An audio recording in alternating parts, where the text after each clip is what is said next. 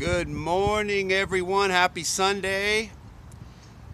As some of you know, I woke up today with the thought, constructive criticism is for suckers. I thought, okay.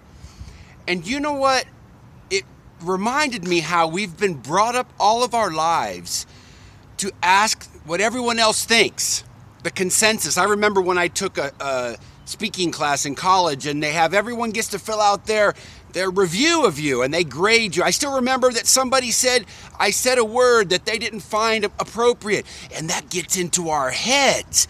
We start to have this little peanut gallery in our head that everywhere we go, we're thinking what we're thinking, and then we're thinking what they're probably thinking, and we wonder why it's hard to follow our inner guidance. So I just want to say today, officially, we're living in a new era.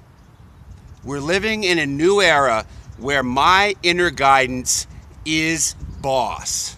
And you know what? That's the only way to be happy.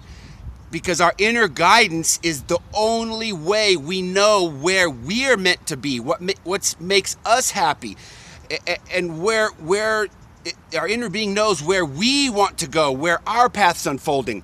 And you know, every one of us has a different path. So how can I pretend to tell you what you should do? Because I'm going to use my point of reference, which might be totally different than yours.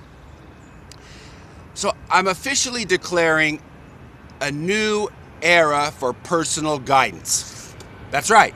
I really feel this so strongly. It feels so good to just listen to my inner being, to make a decision based on what feels fun to me. Now, as some of you know, it does take practice. There are awkward moments maybe, but ultimately when we establish ourselves firmly as listening to our inner guidance only, we're going to be the happiest, smiliest, funnest person around, because we don't care what anyone else thinks. And you know, secretly, everyone else admires the hell out of us. Because you know, there are people that like to give you their opinion of this and that, and you're like, I don't care. Now, let me say this. It doesn't mean that we never ask someone else's opinion. But we ask others' opinion from a place of fun, high vibe co-creation, because it's fun to both throw our ideas into the pot. It's fun to see where our ideas go and we mix them and we play with them. It's like, but that's fun co-creation. It's not like, hey, what do you think I should do? Or of course, there's situations where you trust someone who is an expert in a field, like a mechanic or a carpenter or someone, and of course, it's fun to ask them. So that fits. Only ask other people their opinion when it feels fun, which means, hey, what do you think about this? You know a lot about this topic, and I ask people all the time, and I'm usually very interested in what they have to say because it's a topic I don't know about. But in terms of what I should do with my life, how I should live my life, where I should go, what I should eat, all those things, leave everybody else out of it.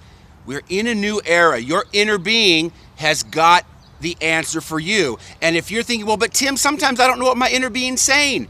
Whatever feels best in that moment is the best way to go. It doesn't have to be perfect. You're not going to get it overnight.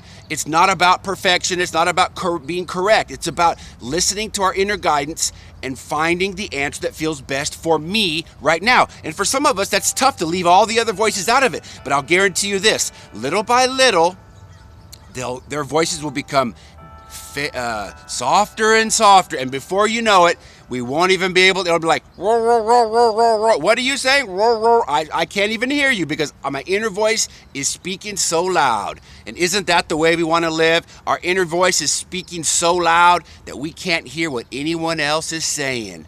All I can say to that is a shablammy and hey man, maybe I'll be, instead of Dr. Fun, I'll be Dr. Oz. Except it's spelled different. A-H-H-H-H-H-H-H-Z.